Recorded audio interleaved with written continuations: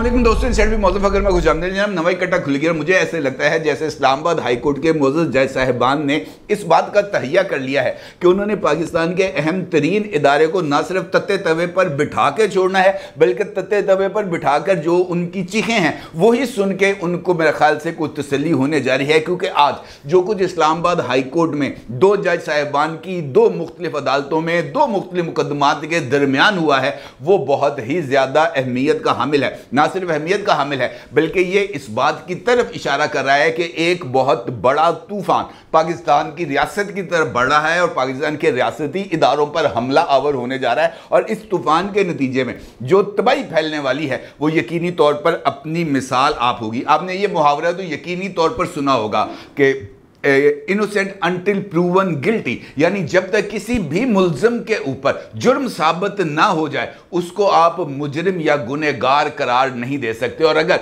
जज साहिबान without any proof लोगों के सामने रखे हुए अगर आप इदारों को टारगेट करेंगे तो फिर ये एक ऐसी मुहिम का आगाज होगा जो एक नेवर एंडिंग स्टोरी बन जाएगी। अदालत इस मामले पर तो बात करती है कि जनाब हमारे ऊपर उंगली उठाई गई है, हमें जो है वो मातून किया जा रहा है, हमारा मजाक उड़ाया जा रहा है, जाली मुकदमात या जाली मामलात को लेकर जज साहिबान की तज़हीक की जा रही है। लेकिन जब वो अपने रिमार्क्स में इदारों के ऊपर हमलावर होते हैं तब किसी भी तरीके से कोई भी प्रूफ सामने नहीं रखा जाता। और यही आज भी हुआ है। आज इस्लामाबाद हाई कोर्ट के दो मुअज़्ज़ज़ जज साहिबान जस्टिस मियां गुल हसन औरंगजेब साहब और जस्टिस मोहसिन अख्तर कियानी साहब की अदालतों के अंदर दो अलग अलग मुकदमात ज़ेरे समाअत थे। लेकिन इन दो अलग अलग मुकदमात के दौरान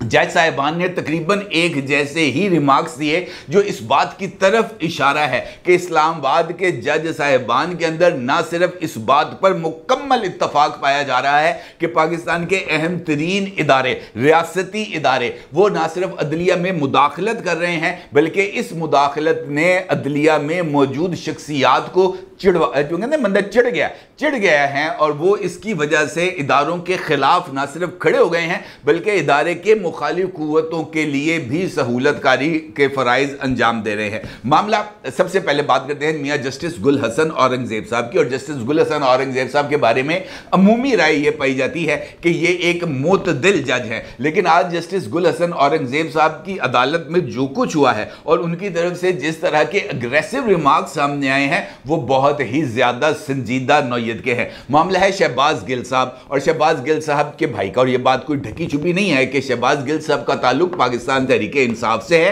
और शहबाज गिल साहब इमरान खान साहब के चीफ ऑफ स्टाफ भी रह चुके हैं। और अगर मैं आपसे यह कहूं कि इमरान खान ने बाज़ाब्ता तौर पर इस्टेब्लिशमेंट को टारगेट शहबाज गिल पर मुबैना तशद्दुद के बाद करना शुरू किया था तो यह कहना कुछ ज्यादा गलत नहीं। इसका मतलब यह है कि इमरान खान साहब और शहबाज गिल साहब की जो कुर्बत है वो बहुत ही ज्यादा है। अब शहबाज गिल साहब के भाई को इस्लामाबाद से अगवा कर लिया गया और इसका जो है अभी तक सुराग नहीं लग रहा कि जनाब शहबाज गिल साहब के भाई साहब इस वक्त कहां पर मौजूद हैं, किसकी कस्टडी में हैं। शहबाज गिल साहब के भाई साहब की बाजियाबी के लिए इस्लामाबाद हाई कोर्ट में दरख्वास्त दायर की गई और दरख्वास्त लग गई जनाब जस्टिस गुल हसन औरंगजेब साहब की अदालत में। इस केस की समाअत के दौरान अदालत ने हुक्म दिया है कि शहबाज गिल के भाई को 6 अगस्त तक बाजियाब कराकर अदालत के रूबरू पेश किया जाए। और इसके साथ साथ अदालत ने इस बात का भी हुक्म दिया है कि अदालत का ये हुक्म आज ही वज़ीर आज़म शहबाज शरीफ तक पहुँचाया जाए। इस बात का भी हुक्म दिया गया है कि आज ही इस मामले को प्रिंसिपल सेक्रेटरी के सामने रखा जाए और principal secretary to the prime minister इस इशू को लेके जाए वजीर आजम साहब के पास और वजीर आजम साहब इस बात को इंश्योर करें कि 6 अगस्त को शहबाज गिल साहब के भाई अदालत के रूबरू पेश हो। ना सिर्फ ये बल्कि इस केस की समाअत के दौरान जनाब जस्टिस गुल हसन औरंगजेब साहब ने अब बहुत सारे रिमार्क्स भी पास किए और उनका यह कहना था कि इदारे जब कह देते हैं कि हमें नहीं पता, यह सबसे ख़तरनाक सूरत हाल होती है। रियासत ये बात को तस्लीम करती है कि हमें नहीं पता बंदा कहाँ है लेकिन हम कुछ करेंगे भी नहीं। यानी ये रिमार्क्स उनके उस वक्त सामने आए जब स्टेट काउंसिल ने अदालत को इस बात से आगाह किया कि जनाब ISI जो कि प्रीमियर स्पाई एजेंसी है उसने जनाब शहबाज गिल साहब के भाई साहब के हवाले से इस बात का जो है वो जो है आगाह किया है कि वो उनकी कस्टडी में नहीं है। और एमआई की तरफ से भी ये बात अभी तक सामने नहीं आई, क्योंकि उनकी तरफ से अभी तक इस बात का जवाब नहीं आया कि आया शहबाज गिल के भाई उनकी कस्टडी में हैं या नहीं। लेकिन इम्कानी तौर पर शहबाज गिल साहब के भाई एमआई की भी कस्टडी में नहीं होंगे। इसके ऊपर जनाब गुल हसन औरंगजेब साहब ने ये रिमार्क्स दिए। इस मौके पर दरख्वास्त गुजार के वकील ने कहा कि शहबाज गिल बानी पीटीआई की हमायत में वीलॉग्स करता है। शहबाज गिल ने बताया है कि एजेंसियों ने उन्हें पैगाम भिजवाया था कि तुम्हारा भाई हमारे पास है। शहबाज गिल को कहा गया कि बानी पीटीआई की हमायत में वीलॉग्स करना छोड़ दो, जिस पर मियां गुल हसन औरंगजेब का कहना था कि वजारत दिफा की हिम्मत है कि वो इन मामलात में जाए। ये सवालिया निशान। अब अगर हम सख्त ऑर्डर करेंगे तो हम जजेस के खिलाफ ही कार्रवाई शुरू हो जानी है। यानी वो ये कहते हैं कि अगर जज जो है वो हुकूमत के खिलाफ या किसी इदारे के खिलाफ किसी भी तरह के रिमार्क्स पास करते हैं तो फिर उनको जो है कार्रवाई का निशाना बनना पड़ता है। और अदालत खुद अपने लिए इस बात का इजहार कर रही है कि जनाब हम मजलूम हैं या हम बेबस हैं, और ये भी बहुत ही ज़्यादा खतरनाक किस्म की सूरत हाल है। इसी मौके पर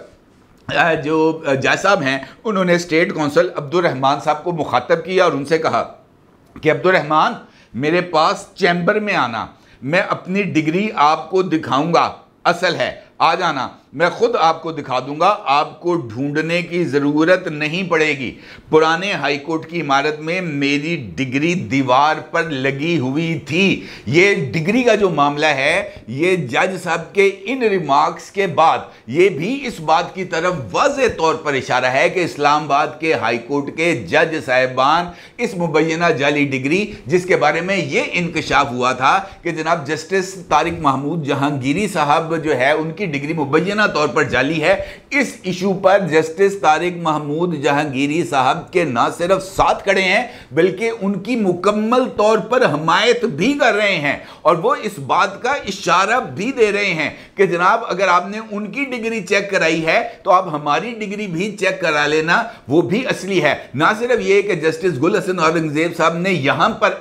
कुछ थोड़ा तवक्कुफ किया बल्कि वो इससे आगे बढ़ गए और आगे बढ़कर उनका यह कहना था कि इसके साथ साथ अगर आपको मेरी जायदादों की, मेरी असासों की तफसीलात भी चाहिए तो वो भी मैं आपको मुहैया करने के लिए तैयार हूं। आपको इधर उधर फिर के तहकीकात करने की जरूरत नहीं। ये इस बात की तरफ इशारा है कि किसी न किसी लेवल पर शायद जस्टिस गुल हसन औरंगजेब साहब की असासों की, जायदादों की, बैंक बैलेंसेस की तहकीकात हुई और इस बात की खबर जनाब गुल हसन औरंगजेब साहब को लग गई, जिसका इजहार उन्होंने आज अपनी इसी अदालत के दरमियान किया है। तो इसका मतलब यह है कि यह मामला संगीन है और संगीन तर होता चला जा रहा है, क्योंकि अगर यह मामला यहीं तक सिर्फ रिमार्क्स तक महदूद रहता तो बात कुछ और थी। लेकिन वजीर आजम को इस मामले में इन्वॉल्व करना एक बहुत बड़े खतरे की तरफ इशारा करता है, क्योंकि अगर 6 अगस्त तक जनाब शहबाज गिल साहब के भाई साहब को अदालत के रूबरू पेश नहीं किया जाएगा तो इस मामले में इनडायरेक्टली अदालत ने वजीर आजम को भी फरीक बना लिया है और वजीर आजम को ड्यूटी बाउंड कर दिया है कि 6 अगस्त को शहबाज गिल के भाई को अदालत के रूबरू खड़ा करना है।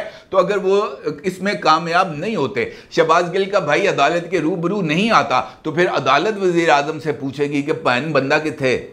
और बंदा नहीं होगा तो फिर मुमकिन तौर पर वजीर आजम के खिलाफ भी तौहीन अदालत की कार्रवाई इनिशिएट हो सकती है। और इसी बात का इशारा जनाब जस्टिस मोहसिन अख्तर कियानी साहब ने लापता अफराद के केस में समाअत के दौरान दिया था, अपने रिमार्क्स में दिया था, और उन्होंने कहा था कि जनाब ये जो लापता अफराद के हवाले से जो मवाद इस वक्त अदालत के सामने है, इस मवाद की बुनियाद पर ही मौजूदा हुकूमत को घर भेजा जा सकता है। तो ये एक ही सिक्के के ना सिर्फ 2 रुख हैं बल्कि एक ही कड़ी का हिस्सा मालूम होते हैं। यही नहीं बल्कि साबिक डीजी नादरा जुल्फकार अहमद साहब के केस जिसकी समाअत हुई है आज ही मोहसिन अख्तर कियानी साहब की अदालत में, वहां पर भी इस डिग्री केस के अंदर जनाब मोहसिन अख्तर कियानी साहब के रिमार्क्स भी बहुत ही ज्यादा अहमियत के हामिल हैं। वो कहते हैं ना कहना तीनों तो सुनाना नूनू। जनाब मोहसिन अख्तर कियानी साहब ने भी तारिक महमूद जहांगीरी साहब के हवाले से ये डिग्री का स्कैंडल चल रहा है उस पर जो रिमार्क्स दिए हैं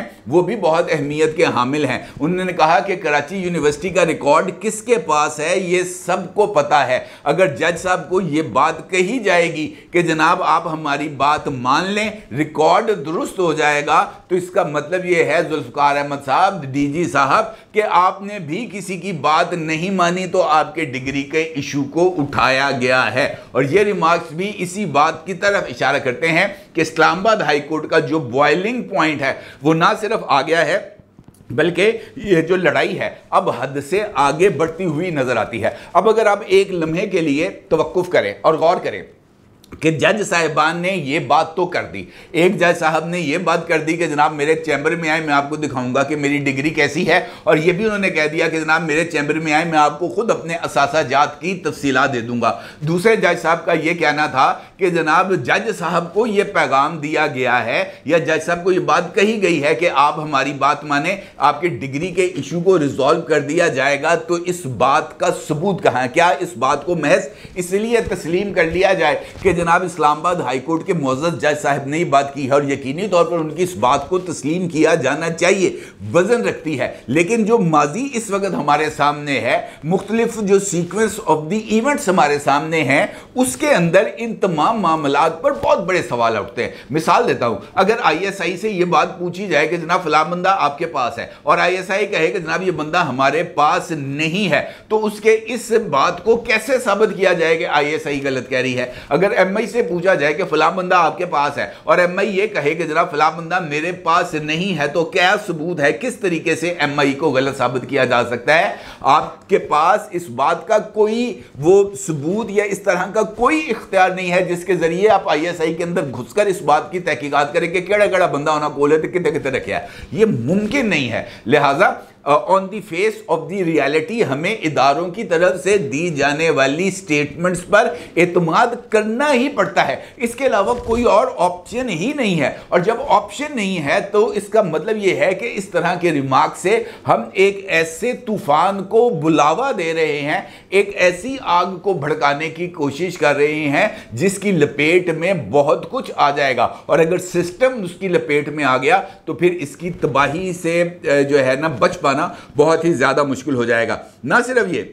बल्कि मौजूदा सूरत हाल में अगर मैं आपसे ये कहूं कि जनाब जो हैं वो जनाब आमिर फारूक साहब जो कि चीफ जस्टिस हैं इस्लामाबाद हाई कोर्ट के, वो भी इसके अंदर एक जिम्मेदार हैं, तो ये कहना भी कुछ ज़्यादा गलत नहीं होगा। क्योंकि लाहौर के वकील जनाब जज मार साहब, जिनको मैं अमूमी प्यार से कहता हूँ जनाब मियाँ दाऊद एडवोकेट साहब, उनकी तरफ से जनाब जस्टिस तारिक महमूद जहांगीरी साहब के हवाले से एक पिटीशन इस्लामाबाद हाई कोर्ट में दायर की गई और उस पिटीशन के काबिल समाअत होने या ना होने के ऊपर जो फैसला है वो जस्टिस आमिर फारूक साहब ने, chief justice Islamabad high court ने इसको महफूज किया हुआ है। और उस वक्त से लेकर अब तक इस बात का फैसला ही नहीं हो पाया, तकरीबन 1 महीना होने को है कि जनाब ये दरखास्त काबिल समाअत है या नहीं है, अगर है तो किन ग्राउंड्स पर और अगर नहीं है तो किन ग्राउंड्स पर, ताकि पता चल जाए। इस पिटीशन के अंदर इसी बात की इस्तदा की गई थी कि जनाब रिकॉर्ड मंगवाकर इस बात का जायजा लिया जाए कि डिग्री दुरुस्त है या डिग्री गलत है, ताकि अदालत की साख के ऊपर जो इस वक्त एक सवालिया निशान लगा हुआ है वो सवालिया निशान ही हट जाए। इसका मतलब यह है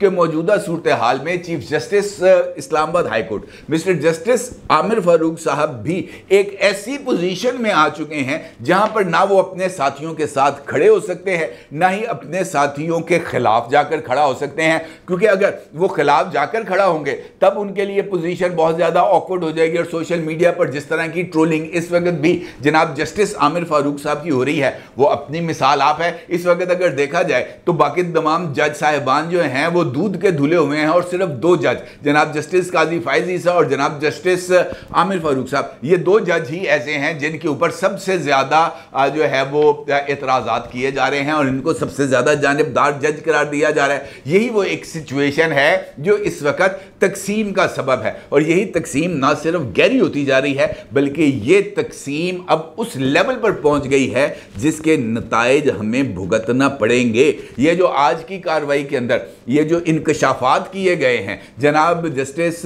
मियां गुल हसन औरंगजेब साहब और जनाब जस्टिस मोहसिन अख्तर कियानी साहब के जज साहब तक भी अप्रोच किया गया है और उनकी डिग्री के रिकॉर्ड को टेम्पर किया गया है मुबैना तौर पर, यह बहुत ही ज़्यादा संगीन इल्ज़ाम है। और मेरा ये मानना है कि जनाब जज साहिबान के पास इस बात का यकीनी तौर पर कोई ना कोई एविडेंस तो मौजूद होगा जिसकी बुनियाद के ऊपर उन्होंने भरी अदालत के अंदर ये रिमार्क्स दिए हैं। और इन रिमार्क्स को अब देख पाना या उन शवाहिद का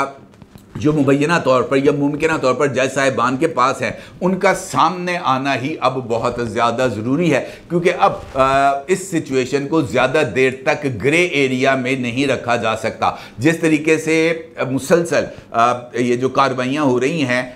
पाकिस्तान की एग्जेक्टिव और पाकिस्तान की जुडिशरी के दरमियान, मुझे ऐसे लगता है कि अगर ये तमाम रियासती सतून एक दूसरे से टकरा गए, जिस तरह तेज़ रफ्तारी के साथ ये एक दूसरे की तरफ टकराने की तरफ बढ़ रहे हैं, तो उसके नतीजे में पूरा का पूरा रियासती ढांचा मुतासर होगा और पाकिस्तान इस वक्त इस तबाही का मुतहम्मल नहीं हो सकता। खुदारा इस मामले पर ज़रा होश के नाखून लिए जाएं तो ज़्यादा बेहतर होगा। बेबुनियाद जो है ना उनकी बुनियाद के ऊपर, बेबुनियाद चीज़ों के ऊपर इस तरह के रिमार्क्स देना मेरा नहीं ख्याल कि ये एक दुरुस्त अमल है। अपनी जगह ज़रूर ज़ाहिर कीजिएगा। आपका बहुत शुक्रिया। अल्लाह हाफ़िज़।